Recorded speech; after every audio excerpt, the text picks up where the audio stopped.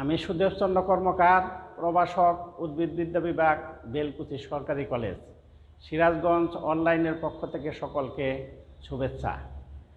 ছাত্রছাত্রীরা নিশ্চয়ই ভালো। আজকে আমরা পড়ব জীববিজ্ঞান প্রথম পত্রের নবম অধ্যায়। আজকে নবম অধ্যায় থেকে আমরা পড়ব অন্ধকার পর্যায়ের সালোক সংশ্লেষণের অন্ধকার পর্যায়ের ক্যালভিন চক্র। ক্যালভিন চক্র ক্যালভিন চক্র বা C3 চক্র।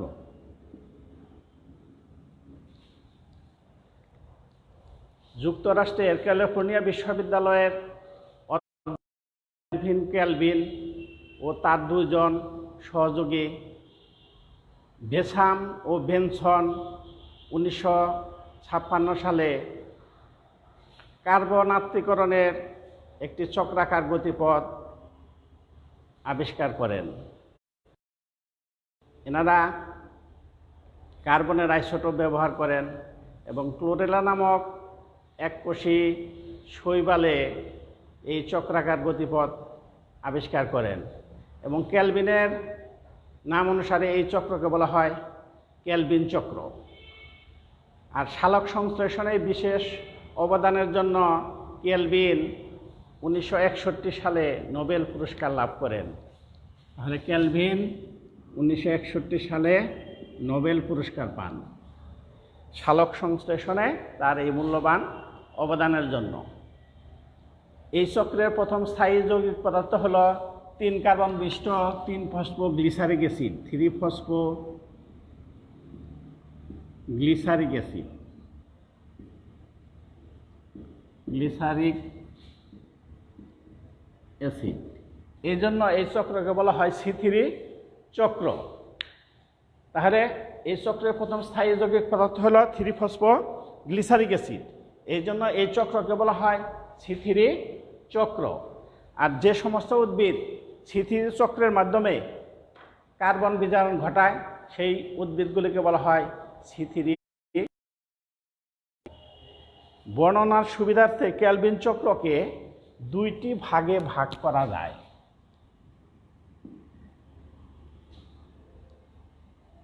এক, শর্করা সংশ্লেষণ। 2, রাইবোলোজ 1,5-বিসফসফেট পুনঃউৎপাদন।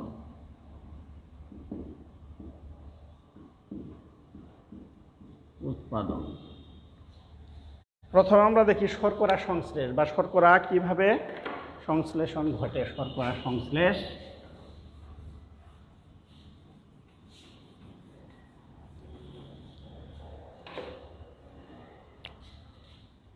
কার্বন ডাই অক্সাইড পত্ররন্ধ্রের মধ্য দিয়ে পাতায় প্রবেশ করে। আর পাতায় অবস্থিত রাইবোলোজ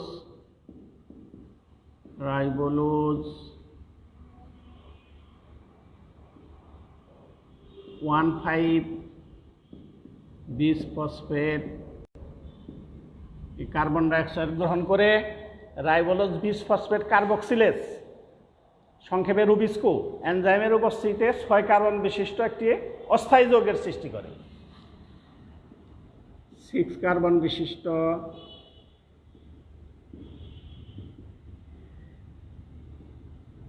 অস্থায়ী যৌগ।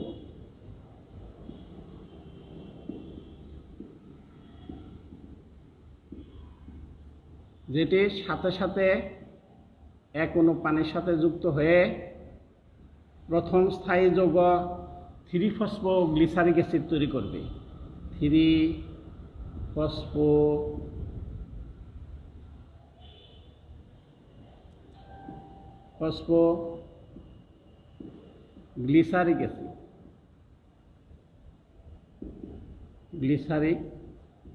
অ্যাসিড 3 ফসফোগ্লিসারিক অ্যাসিড প্রথম স্থায়ী যৌগ। সেহেতু এই চক্রটি হল C3 চক্র।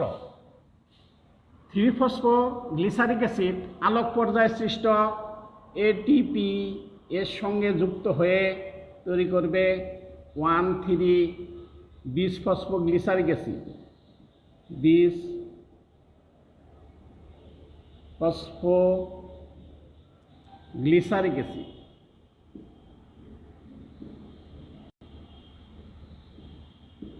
Glyceric acid. তাহলে এটিপি থেকে তৈরি হবে এডিপি আর ইনঅর্গানিক ফসফেট। তাহলে এখানে যে এনজাইম কাজ করবে তার নাম হলো কাইনেজ। তাহলে ফসফোগ্লিসারিক অ্যাসিড কাইনেজ হবে এনজাইমের নাম। তারপর দেখো আলোক পর্যায়ে সৃষ্ট NADPH plus H plus DPH plus H প্লাসের সঙ্গে যুক্ত হয়ে তৈরি করবে 3-ফসফোগ্লিসারালডিহাইড। 3-ফসফোগ্লিসারালডিহাইড। গ্লিসারেলডিহাইড। এখানে এনজাইম হবে ফসফোগ্লিসারালডিহাইড ডিহাইড্রোজিনেজ। দুইটা হাইড্রোজেন অপসারিত হয়ে যায়, এই জন্য এনজাইম নাম হলো ফসফোগ্লিসারালডিহাইড ডিহাইড্রোজিনেজ। গ্লিসারেলডিহাইড ডিহাইড্রোজিনেজ এনজাইমের নাম হবে। এখানে দেখো আমরা যে পূর্বে আমরা পড়েছি গ্লাইকোলাইসিস। গ্লাইকোলাইসিসের 6 নম্বর রিঅ্যাকশন থেকে উপরের দিকে যাচ্ছে কিন্তু দেখো এই সিস্টেমটা, এবং এনজাইমগুলা এবং যৌগগুলো ওইভাবেই তৈরি হচ্ছে। তাহলে 3-ফসফোগ্লিসারালডিহাইড থেকে তার আইসোমারিক যৌগ তৈরি হবে ডাইহাইড্রক্সি অ্যাসিটোন ফসফেট। ডাইহাইড্রক্সি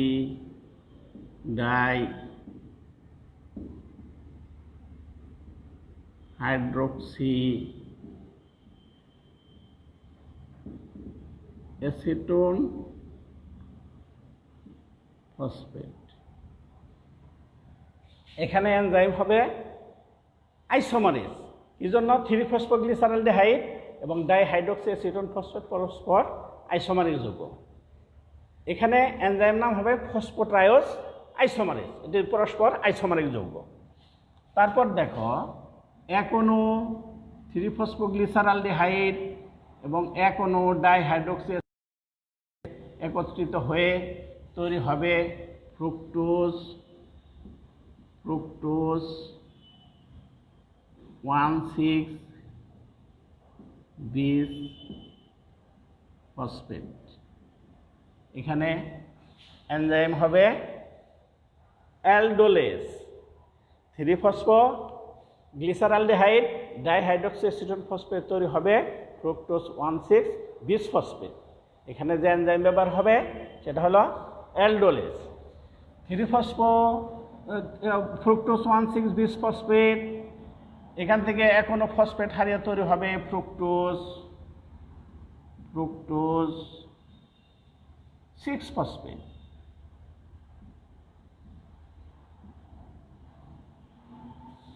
এখানে যে এনজাইম কাজ করবে তার নাম হলো কাইনেজ। কি জন্য? এখানে এখনো ফসফেট হারিয়ে ফেলছে। তাহলে আমরা জানি যে এটিপি ভেঙে তৈরি হয় এডিপি এবং ইনঅর্গানিক ফসফেট। এই ধরনের রূপান্তরের ক্ষেত্রে এনজাইমের নামের শেষে কাইনেজ ব্যবহৃত হয়। তাহলে ফ্রুক্টোজ 6-ফসফেট থেকে তৈরি হবে ফ্রুক্টোজ, গ্লুকোজ ও অন্যান্য শর্করা। তাহলে আমাদের শর্করা সংশ্লেষ প্রক্রিয়াটি সম্পন্ন হলো। শর্করা তাহলে আমরা প্রথমে বলেছি যে ক্যালভিন চক্রের বর্ণনার সুবিধার থেকে 2 ভাগে ভাগ করা যায়। প্রথম হলো শর্করা সংশ্লেষণ বা শর্করা তৈরি, দ্বিতীয় হলো রাইবোলোজ 1,5-বিশ-ফসফেট পুনঃ উৎপাদন। তাহলে শর্করা সংশ্লেষ প্রক্রিয়াটি অবশ্যই তোমরা বুঝতে পেরেছ। কার্বন ডাইঅক্সাইড পত্ররন্ধ্রের ভিতর দিয়ে পাতায় প্রবেশ করে পাতায় অবস্থিত রাইবোলোজ 1,5-বিশ-ফসফেট রুবিস্কো বা রাইবোলোজ 20-ফসফেট কার্বক্সিলেজ এনজাইমের উপস্থিতিতে 6 কার্বন বেশি একটি অস্থায়ী যৌগের সৃষ্টি করে। সেটি পানির সঙ্গে অতি দ্রুত যুক্ত হয়ে 3-ফসফোগ্লিসারিক অ্যাসিড প্রথম স্থায়ী যৌগের সৃষ্টি হবে। এই জন্য এই চক্রটি হলো C3 চক্র। আলোক পর্যায় সৃষ্ট ATP এর সঙ্গে 3-ফসফোগ্লিসারিক অ্যাসিড যুক্ত হয়ে তৈরি হবে 1,3-বিসফসফোগ্লিসারিক অ্যাসিড। এখানে যে এনজাইম কাজ করবে তাহলে সেটা হলো কাইনেজ। আলোক পর্যায় সৃষ্ট NADPH+H+ এর সঙ্গে যুক্ত হয়ে তৈরি হবে 3-ফসফোগ্লিসারালডিহাইড। অ্যালডিহাইড গ্রুপ এখানে তৈরি হলো। এখানে যে এনজাইম কাজ করবে সেটা হলো ফসফোগ্লিসারালডিহাইড ডিহাইড্রোজেনেজ। 3-ফসফোগ্লিসারালডিহাইড থেকে তৈরি হবে তার আইসোমারিক যৌগ ডাইহাইড্রক্সি অ্যাসিটোন ফসফেট। এখানে যে এনজাইম কাজ করবে সেটা হলো ফসফোট্রায়োস আইসোমারেজ। এখনও 3-ফসফোগ্লিসারালডিহাইড এখনও ডাইহাইড্রক্সি অ্যাসিটোন ফসফেট যুক্ত হয়ে তৈরি হবে ফ্রুক্টোজ 1,6-বিসফসফেট। এখানে যে এনজাইম কাজ করে সেটা হলো অ্যালডোলেজ। তাহলে দেখো ফ্রুক্টোজ 1,6-বিসফসফেট থেকে একটা ফসফেট হারে তৈরি হবে ফ্রুক্টোজ 6-ফসফেট। এখানে এনজাইম কাজ করবে কাইনেজ। ফ্রুক্টোজ 6-ফসফেট থেকে তৈরি হবে ফ্রুক্টোজ গ্লুকোজ বা অন্য শর্করা। এই হলো আমাদের শর্করা সংশ্লেষণ প্রক্রিয়া। এখন দ্বিতীয়ত 2 নম্বরে আমরা যাব যে রাইবোলোজ 1,5-বিসফসফেট পুনঃউৎপাদন। কি জন্য?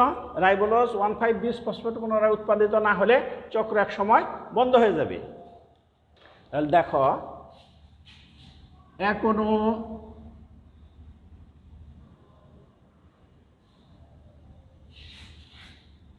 3-ফসফোগ্লিসারালডিহাইড আর এখনো ফ্রুক্টোজ 6-ফসফেট একত্রিত হয়ে তৈরি হবে এরিথ্রোজ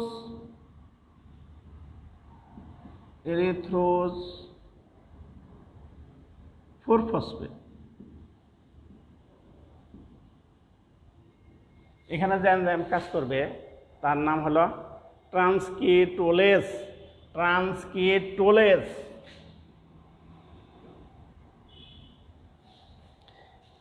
আর এখনো জাইলুলোজ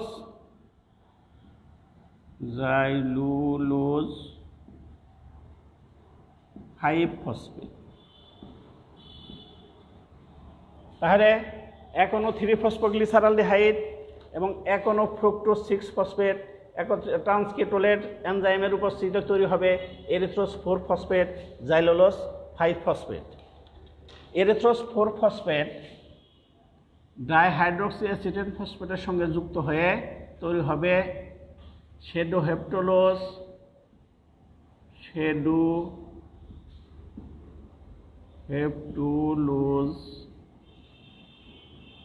1,7-বিসফসফেট। শ্যাডোহেপ্টোলোজ 1,7-বিসফসফেট এখনো ফসফেট হারিয়ে তৈরি হবে শ্যাডোহেপ্টোলোজ 7-ফসফেট। শ্যাডোহেপ্টোলোজ 7-ফসফেট এখনো শ্যাডোহেপ্টোলোজ 7-ফসফেট এখনো 3-ফসফোগ্লিসারালডিহাইডের সঙ্গে যুক্ত হয়ে তৈরি হবে জাইলুলোজ 5-ফসফেট আর রাইবোজ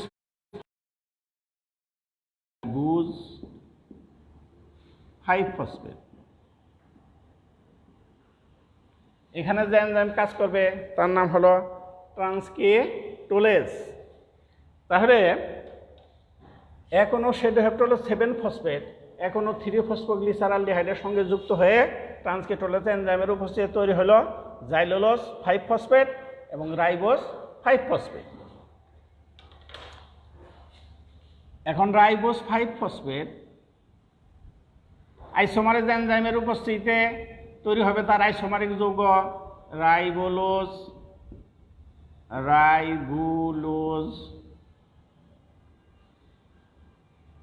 5-ফসফেট। আর জাইলুলোজ 5-ফসফেট এপিমারেজ এনজাইমের উপস্থিতিতে তৈরি হবে রাইবোলোজ 5-ফসফেট। তাহলে দেখো রাইবোজ 5-ফসফেট তৈরি হলো রাইবোলোজ 5-ফসফেটে রূপান্তরিত হলো জাইলুলোজ 5-ফসফেট রাইবোলোজ 5-ফসফেটে রূপান্তরিত হলো। এখানে দেখো রাইবোজ 5 ফসফেট আর রাইবোলোজ 5 ফসফেট পরস্পর আইসোমারিক যৌগ, জাইলোলোজ 5 ফসফেট এবং রাইবোলোজ 5 ফসফেট এই দুইটা পরস্পর হলো এপিমারের যৌগ। এপিমার কি? কার্বনের কনফিগারেশনের যদি চেঞ্জ হয় তাহলে সেটা হবে এপিমারিক যৌগ। এখন রাইবোলোজ 5 ফসফেট হয়ে কাইনেজ এনজাইমের উপস্থিতিতে তৈরি হবে রাইবোলোজ 1,5 বিসফসফেটে। এই রাইবোলোজ 1,5 বিসফসফেট আবার কার্বন ডাইঅক্সাইড গ্রহণ করে আবার ক্যালভিন চক্রে অংশগ্রহণ করবে। এই হলো আমাদের ক্যালভিন চক্র। চিত্র ক্যালভিন চক্র বা C3 চক্র। তাহলে আমরা আবার পূর্ব থেকে দেখি যে ক্যালভিন চক্রকে বর্ণনার সুবিধার্থে দুই ভাগে ভাগ করা হয়। এক হলো শর্করা সংশ্লেষণ বা শর্করা তৈরি, দুই হলো রাইবোলোজ 1,5 বিসফসফেট পুনঃ উৎপাদন। কার্বন ডাইঅক্সাইড পত্ররন্ধ্রের ভিতর দিয়ে পাতায় প্রবেশ করে এবং পাতায় অবস্থিত রাইবোলোজ 1,5 বিসফসফেট কার্বন ডাইঅক্সাইডের সঙ্গে রাইবোলোজ বিসফসফেট কার্বক্সিলেট বা রুবিস্কো এনজাইমের উপস্থিতিতে তৈরি করে 6 কার্বন বিশিষ্ট একটি অস্থায়ী যৌগ বা একটা কিটো অ্যাসিডের। এটি সাথে সাথে কোনো পানির সঙ্গে যুক্ত হয়ে 3-ফসফোগ্লিসারিক অ্যাসিড অর্থাৎ প্রথম স্থায়ী যৌগ। এই চক্রটি হলো C3 চক্র।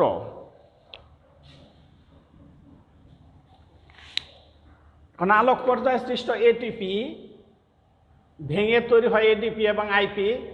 3-ফসফোগ্লিসারিক অ্যাসিড থেকে তৈরি হয় 1,3-বিসফসফোগ্লিসারিক অ্যাসিড। এখানে যে এনজাইম কাজ করে তার নাম হলো কাইনেজ। এটি আলোক পর্যায়ে সৃষ্ট NADPHH+ এর সঙ্গে যুক্ত হয়ে 3-ফসফোগ্লিসারালডিহাইড তৈরি করে। এখানে এনজাইম হলো ফসফোগ্লিসারালডিহাইড ডিহাইড্রোজিনেজ। 3-ফসফোগ্লিসারালডিহাইড থেকে তার আইসোমারিক যৌগ ডাইহাইড্রক্সি অ্যাসিটন ফসফেট তৈরি হয়। এখনও 3-ফসফোগ্লিসারালডিহাইড এখনও ডাইহাইড্রক্সি অ্যাসিটন ফসফেট একত্রিত হয়ে অ্যালডোলেজ এনজাইমের উপস্থিতিতে ফ্রুক্টোজ 1,6 বিসফসফেটে রূপান্তরিত হয়। এখান থেকে একটি ফসফেট হারিয়ে ফ্রুক্টোজ 6 ফসফেট তৈরি হয়। ফ্রুক্টোজ 6 ফসফেট থেকে ফ্রুক্টোজ গ্লুকোজ বা অন্যান্য শর্করা তৈরি করে। এই হলো শর্করা সংশ্লেষণ। আর দ্বিতীয় হবে রাইবোলোজ 1,5 বিসফসফেট পুনঃ উৎপাদন। দেখো 3-ফসফোগ্লিসারালডিহাইড আর ফ্রুক্টোজ 6 ফসফেট একত্রিত হয়ে ট্রান্সকেটোলেজ এনজাইমের উপস্থিতিতে এরিথ্রোজ 4 ফসফেট এবং জাইলোলোজ 5 ফসফেট রূপান্তরিত হয়। এরিথ্রোজ 4 ফসফেট ডাইহাইড্রক্সি অ্যাসিটন ফসফেটের সঙ্গে যুক্ত হয়ে শেডোহেপ্টেরোজ 1,7 বিসফসফেটে রূপান্তরিত হয়। এটি একটি ফসফেট হারিয়ে শেডোহেপ্টেরোজ 7 ফসফেটে রূপান্তরিত হয়। শেডোহেপ্টেরোজ 7 ফসফেট এখনও 3-ফসফোগ্লিসারালডিহাইডের সঙ্গে যুক্ত হয়ে ট্রান্সকেটোলেজ এনজাইমের উপস্থিতিতে জাইলোলোজ 5 ফসফেট এবং রাইবোজ 5 ফসফেট রূপান্তরিত হয়। রাইবোজ 5 ফসফেট তার আইসোমারিক যৌগ রাইবোলোজ 5 ফসফেট রূপান্তরিত হয়। জাইলোলোজ 5 ফসফেট এপিমারেজ এনজাইমের উপস্থিতি তার এপিমারিক যৌগ রাইবোলোজ 5 ফসফেট রূপান্তরিত হয়। এটি কোনো এটিপি থেকে ফসফেট গ্রহণ করে রাইবোলোজ 1,5 বিসফসফেট তৈরির মাধ্যমে আবার ক্যালভিন চক্র অংশগ্রহণ করে। প্রকৃতি এইভাবে ক্যালভিন চক্র চলে। আর মনে রাখবে যে 6 নং কার্বন ডাইঅক্সাইড থেকে এখনো গ্লুকোজ তৈরির সময় ক্যালভিন চক্র 6 বার ঘোরে। সিরাজগঞ্জ অনলাইনের পক্ষ থেকে আজকে সবাইকে ধন্যবাদ। ভালো থাকো, সুস্থ থাকো।